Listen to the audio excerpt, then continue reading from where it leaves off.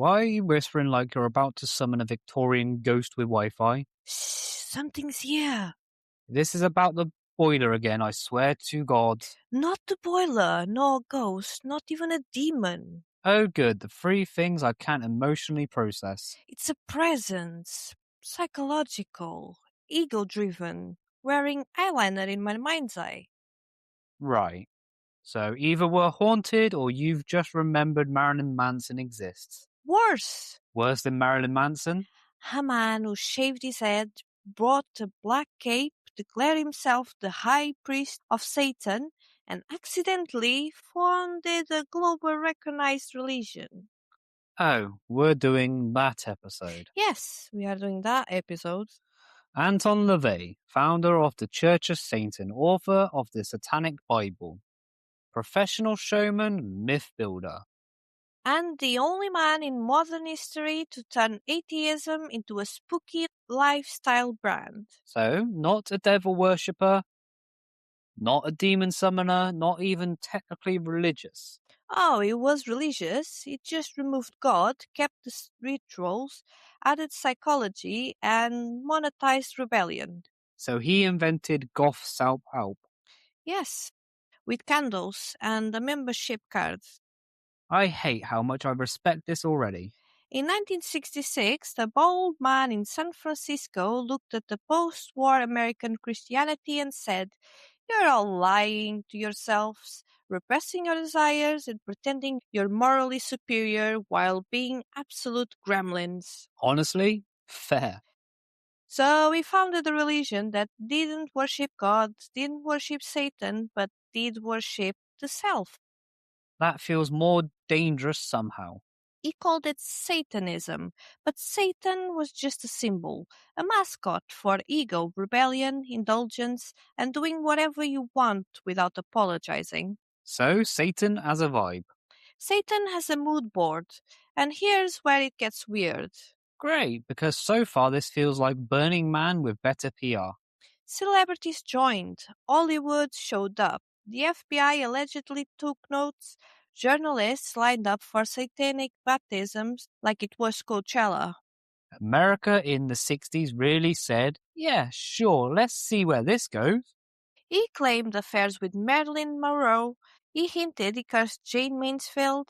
He implied his rituals predicted JFK's assassination. I'm sorry, predicted. He never confirmed or denied anything. He just smirked and let the rumors grow legs.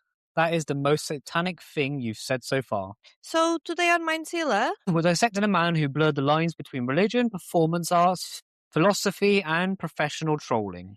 a man who built a belief system with no god, no devil, no afterlife, but plenty of capes, rituals, and psychological drama. Was Anton LaVey a genuine religious innovator? A performance artist who accidentally founded a religion, A marketing genius? a con man. Or just the most successful edgy theatre kid of all time? Today on Mindzilla, we're entering the Black House. With no map, no spiritual protection, and absolutely no HR department. This is Anton LaVey. Roll the intro.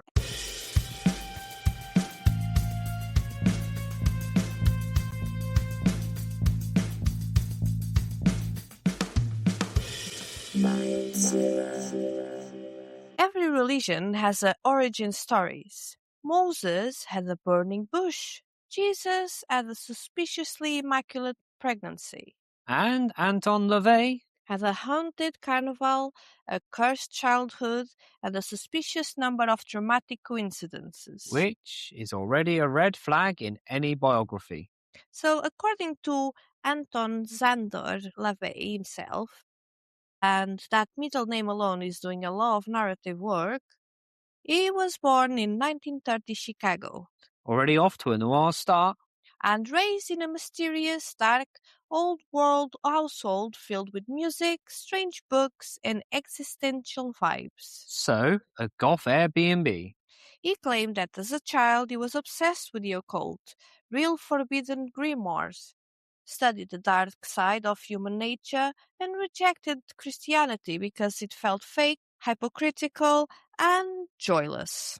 Which, to be fair, is also why you stopped going to church. But here's the thing, every single childhood anecdote he told later in life just happened to perfectly foreshadow the religion he would invent decades later. Ah, yes, the Marvel Cinematic Universe of autobiography. He said he worked as a teenager in carnivals and circuses, Of course he did. taming lions, playing organ in burlesque houses, watching drunk men go from strip clubs on Saturday night to church on Sunday. Right. So he invented hypocrisy because he saw a bloke in a trench coat watching a woman swing her tassels. According to LaVey, this is where he had his great revelation. And lo, the tassels did swingeth. He claimed he realized Christianity was a scam, that people pretended to be moral in public, then indulged every forbidden desire in private. Which is not wrong. So he decided the real religion should be honest, one that celebrated ego, pleasure, indulgence, self interest, and power. So capitalism, but with candles. He also claimed he studied criminology, psychology, and philosophy. Where? Nowhere specific, just around. Ah, yes, the University of Trust Me, bro. Then there is the organ. Of course there is. He said he played organ at funerals. Jesus Christ. No, literally, Christian funerals. That's dark even for him. He claimed he'd sit there watching grieving families sob while priests droned on about heaven and thought, these people are lying to themselves. There is no God. There is no afterlife. There is only now, and they are wasting it crying. That is either profound or the thoughts of a sociopath. And here's the bit where the myth gets biblical. Oh, go on. He said he lived in a creepy black house in San Francisco, filled with oddballs, artists, misfits, sex workers, weirdos, dropouts, occultists, and people who didn't vibe with polite society. So, basically a flat share in Hackney. They'd gather for wine, music, debate, and ritual-looking nonsense. He'd give lectures on Satan, psychology, and how society is a scam. So, a TED Talk for goths. Then, one night, according to him, someone said, Yo, dude, this is basically a church, dude. No, they didn't. He claimed they did. Of course he did. So LaVey said he realized his destiny, There it is. that he was meant to found a religion for the rejected, the hungry, the horny, the ambitious, and the spiritually allergic. Finally, a faith for people who hate yoga and God. So in 1966, on Walpurgis Night, because of course it was Walpurgis Night, he shaved his head, put on a black robe, lit some candles, and declared the founding of the Church of Satan. Ah, there's the cult. Okay, pause. Yeah, How much of this is actually true? beautiful question, because almost none of this can be verified. For Satan's sake.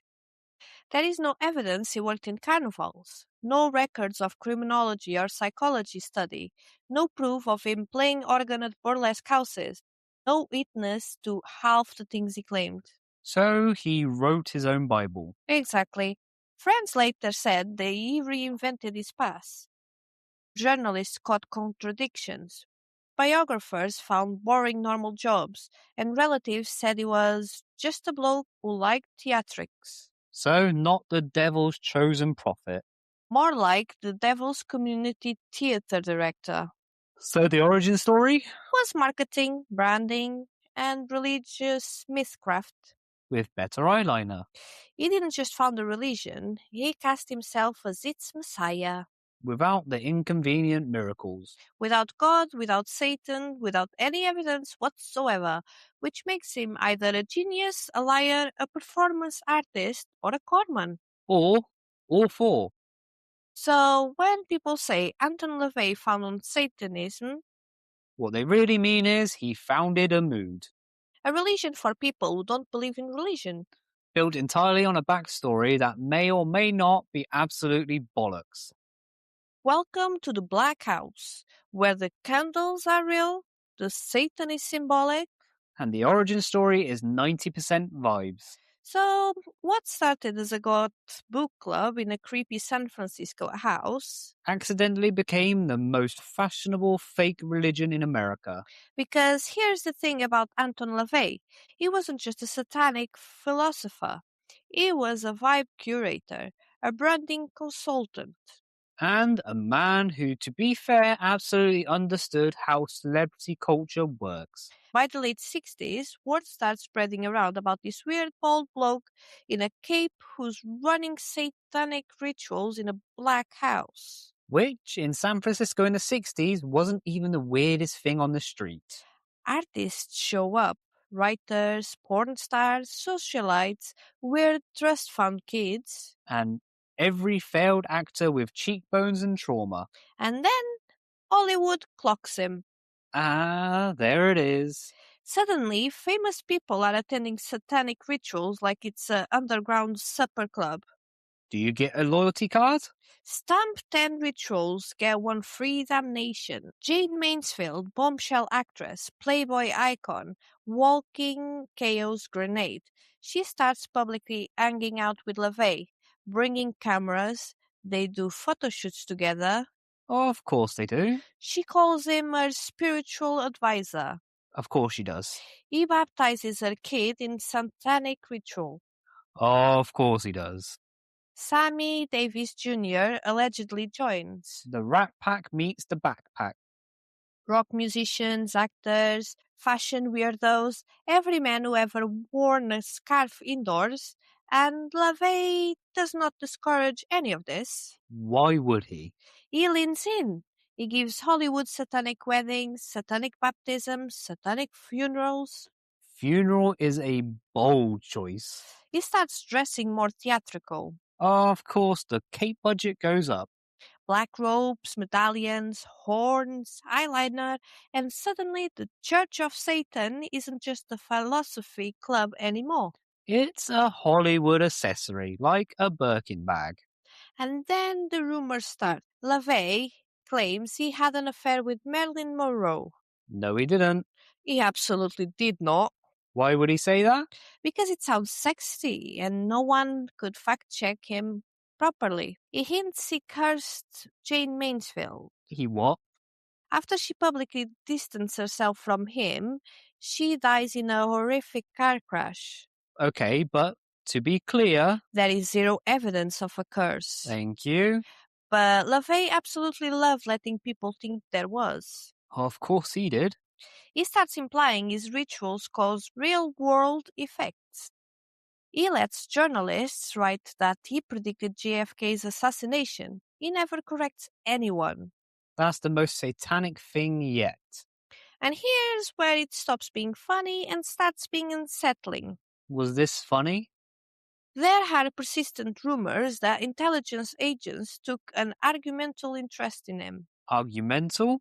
Accidental, but also arguably accurate. Because he was gathering celebrities, influencing elite social circles, running psychologically manipulative rituals, and preaching radical ego based ideology, which is exactly the kind of thing the FBI historically loves to keep tabs on. Especially in the 60s. There are claims of surveillance, claims informants attended rituals. None of this was proven, but none of it is impossible either. So by the early 70s, Anton LaVey is no longer just a bloke with candles. is a brand, a celebrity, a cult leader, a performance artist, a walking PR stunt.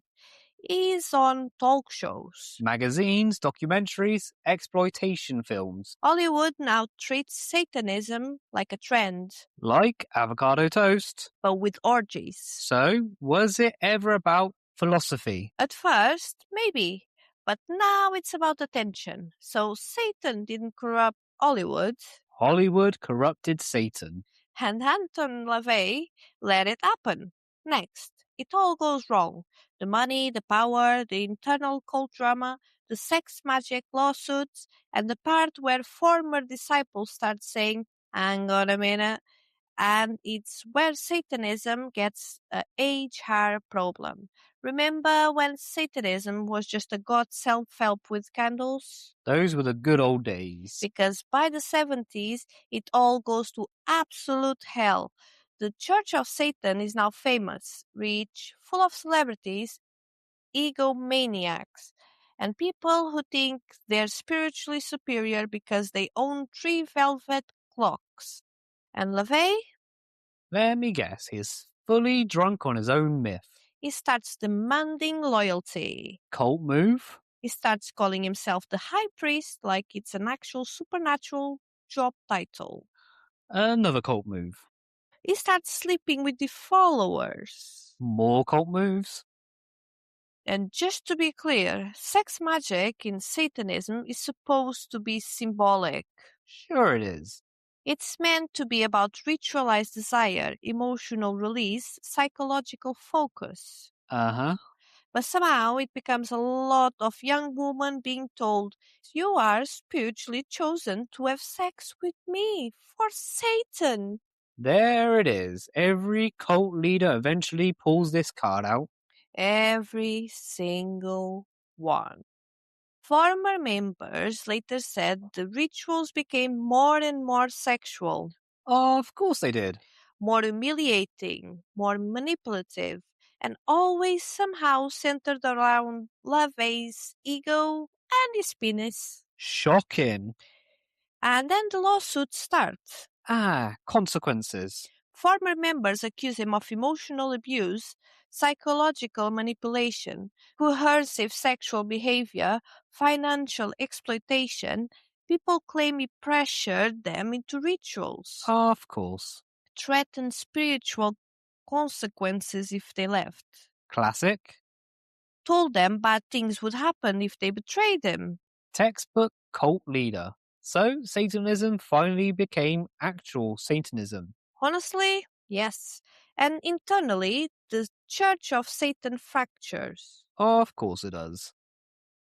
People start fighting over money, status, even about who gets to be a priest, You're joking. who gets invited to the good orgies. You're not joking anymore. Senior members start saying, actually, he's full of shit. That's never good for a messiah. Some leave and form rival satanic groups, which is objectively the funniest outcome. Satanic civil war. They accuse them of being fake, of lying about his past, of inventing rituals to manipulate people. And here's the truly bleak part. Go on. By the late 70s, the Church of Satan is basically just a brand. Dear. No real congregation, no real community, just LaVey selling books, memberships, and cursed vibes. He retreats from public life, Coward. becomes paranoid, Naturally. surrounded by loyalists, Of course. and tells anyone who criticizes him, you're just jealous of my spiritual power. So the Great Satanic Revolution ended in sex scandals and lawsuits, just like every other culty religion. Beautiful symmetry. And next, we deal with the final myth. Did Anton LaVey actually believe any of this? Or was he just running the world's edgiest grift? Because instead is where it all falls apart. Welcome to the endgame. Where Satanism meets probate court. So, after decades of cape scandals, cult drama, sex magic, HR violations, and celebrity nonsense, Anton LaVey finally dies. In 1997, Of course it's the 90s. the man who built an entire religion around ego dies quietly. No lightning, no demons, no portal to hell opening above the Black House. Disappointing. Just complications from pulmonary edema. Which is not very metal. Did he at least die dramatically? No. Did Satan come get him? Also no. He dies like a normal man. That feels like the real plot twist. And immediately everything unravels. Of course it does. His will is contested. Naturally. His partner, Blanche Barton, takes control. Former members accuse her of rewriting history. Love that. The Church of Satan splits into fractions. Amazing. Everyone sues everyone. Satanic small claims court. People start publicly saying, yeah, none of that origin story stuff was true. Oh dear. Biographers start digging. Always fatal. They find these carnival stories are nonsense. Shocking. No proof of Marilyn Monroe. Obviously. No proof of curses. Sadly. No proof of FBI surveillance. Devastating. No proof of organ playing burlesque mythicism. My heart is broken. They find normal jobs. The worst crime of all. Used car salesman energy. There it is. And here's the real kicker. The Satanic Bible The sacred text, yes? is mostly Nietzsche, Ayn Rand, Of course it is. seasoned with a bit of Aleister Crowley, Naturally. and some spicy self-help affirmations. So, it's the secret in eyeliner. So, did he believe any of it? That's the million-dollar question. Let's do a final verdict, shall we? Option 1. He was a genuine religious innovator. He created a symbolic religion for atheists, Fair. a psychological ritual system, Also fair. a rebellion theology, Still fair. but then Yeah. he abused power, manipulated followers, monetized vulnerability, so even if he started sincere. He ended as a cult leader. Option 2. He was a con man. He invented a religion for attention, Believable. built a fake backstory, seduced celebrities, True. sell books, sleep with followers, so professional goth scammer. That feels right. Option 3. He was a performance artist. He never believed any of it. Oh. He was trolling Christianity, exposing hypocrisy, and it got wildly out of control. That is extremely plausible. Option 4. He was all three: innovator, conman, performance artist, cult leader, and branding genius. Definitely that. I think so too. Anton LaVey didn't summon demons, he summoned attention. He didn't create Satanism, he rebranded atheism. He didn't build a religion, he wasn't a prophet. He was a goth influencer born 40 years too early. So, what's his real legacy? If you mix ego, rebellion, ethics, and a good origin story, you can invent literally anything, including God, Including Satan. including a religion or a cult. Anton LaVey proved one terrifying thing. What's that? You don't need the devil to become one. So, Jess, Yeah? was he a prophet? No. A troll? Yeah. The greatest goth marketer who ever lived? Unfortunately, also yes. I hate how much I enjoyed this. I know, right? I feel like I've just watched 4 seasons of Succession, but everyone's wearing velvet. I feel like I need a shower and a lie down. Okay, Okay? it's time. Oh my god, it's time. I've forgotten about it. Welcome to a brand new Mindzilla segment. That we absolutely did not plan. The cult leader versus iconic bullshitter scale. Where we rate historical weirdos from cults from now on. On a sliding scale from Dangerous, manipulative cult leader who should be on a watch list. to harmless theater kid with a god complex and excellent branding. This is peer-reviewed. Spiritually. Okay, bottom of the scale. True cult leader kills people, brainwashes people, is definitely on several government lists, owns a compound as a harem for religious reasons, and definitely says the apocalypse is coming at brunch. That is a 1 out of 10. And top of the scale, iconic bullshitter, 0 deaths, aesthetics built entirely on vibes, and a good origin story. Your spiritual SoundCloud rapper. That's a 10 out of 10. Where are we putting Anton LaVey? Right. He didn't kill anyone. Important. He didn't order mass suicide. Also important. But he did manipulate people, Yeah. sleep with followers, Yes. run coercive rituals, Oh, yes. Monetize vulnerable weirdos. Absolutely yes. Invent a fake origin story. Yeah, Lie about Marilyn Monroe. that is criminal behavior.